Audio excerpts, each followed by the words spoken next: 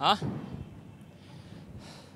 जी, इस वक्त मैं नस्ला टावर की 16 माले की बिल्डिंग के बिल्कुल टॉप फ्लोर पर खड़ा हुआ हूँ। मतलब मैं छत के ऊपर खड़ा हुआ हूँ और आज छत पर आने का मकसद ये था कि आपको थोड़ा सा छत के नज़ारे कराएं कि कितना ज़बरदस्त माहौल है। मतलब इतनी टॉप पर है कि कराची शहर का हर नज़ारा बाआसानी देखा जा सकता है। अब मैं थोड़ा सा आपको समझाऊंगा।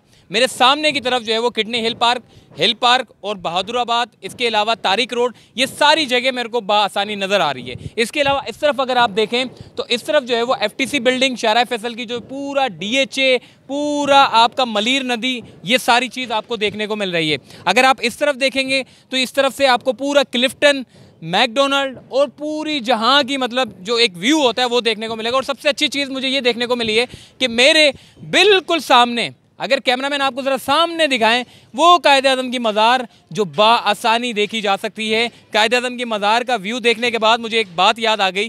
चीफ जस्टिस ऑफ पाकिस्तान ने कैमरा अदालत में कहा था कि मैं जब तकरीबन आज से 30-35 साल पहले जब यानी कि शाहराह फैसल से मलीर से आते हुए जब हम आ रहे होते हैं तो हमें जो है वो करीब आते हुए मज़ार कायद दूर से देखने को मिलती थी। फिर हमने देखा कि वो आहिस्ता आहिस्ता जो है वो फिर बिल्डिंगें बनती चली गई और बाद में जो है वो कायदे आज़म का जो नज़ारा देखने को था वो गायब हो गया।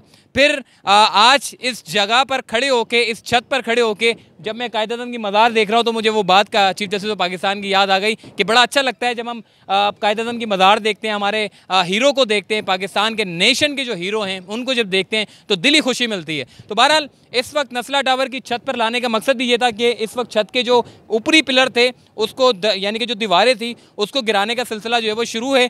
नीचे की तरफ जो है वो तमाम मज़दूरों को लगा दिया है। मतलब 200 मज़दूर तो काम कर रहे थे, अब 300 से 400 मज़दूर जो है इस वक्त काम कर रहे हैं और बिल्डिंग को गिराने का सिलसिला जो है वो जारी है। इसके अलावा तमाम तर जितने भी दरवाजे, खिड़कियां सारी हटा दी गई हैं और जितने भी फ्लैट की जो दीवारें थी, जो ज़मीन थी, उसको तोड़ने का अमल जो है वो जारी है। 50 दिन के अंदर अंदर इस पूरी बिल्डिंग को गिराना है और 2 हफ्ते में कमिश्नर कराची को रिपोर्ट पेश करनी है कि कितने माले गिर गए हैं, इसकी डेमोलिशन का स्टेटस कितना है, इसके पोर्शन कितने बाकी रह गए हैं और उसके 50 दिन बाद फिर एक रिपोर्ट पेश करनी है कि बिल्डिंग को मुकम्मल तौर पर जो है वो क्लियर कर लिया गया है। तो आई होप कि आज की वीडियो आपने देखी होगी, अच्छा लगा होगा और आई होप कि आपको अच्छा लगा होगा। तो चलते फिरते को दीजिए इजाज़त, तब तक के लिए अल्लाह हाफ़िज़।